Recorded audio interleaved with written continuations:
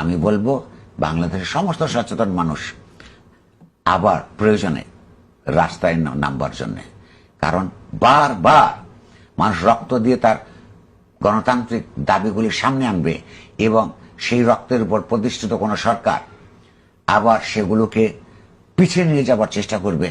তারপর আবার মানুষকে মরতে হবে, আর কিছু লোক মন্ত্রিত্ব করবে, কিছু আমলা সুবিধার জীবনযাপন করবে চামচাগিরি করে, তলে তলে গণতন্ত্র এবং গণতান্ত্রিক রূপান্তরের বিরুদ্ধে সক্রিয় থাকবে।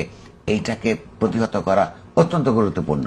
সঙ্গে আমি এই বিষয়ে লাস্ট কথাটা আমি যেটা বলতে চাই, আমি আবারও বলছি, এর আগে আমি আরেকটা পাবলিক ফাংশনে বলেছি বলে বিএনপির কিছু তরুণ আমাকে গালাগাল দিয়েছে।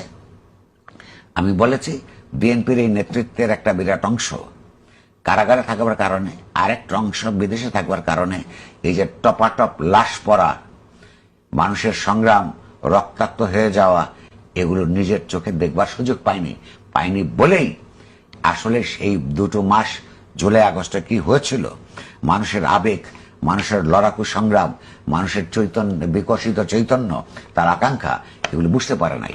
বুঝতে যারা পারে নাই, যারা নিরাপদে ছিল, তারাই এই ধরনের প্রস্তাব দিচ্ছে। তাদের নিরাপদ জীবনকে অস্থির করে তোলা বাংলাদেশের সংগ্রামী মানুষের এখনকার আবার নতুন কর্তব্য হিসেবে হাজির হয়েছে।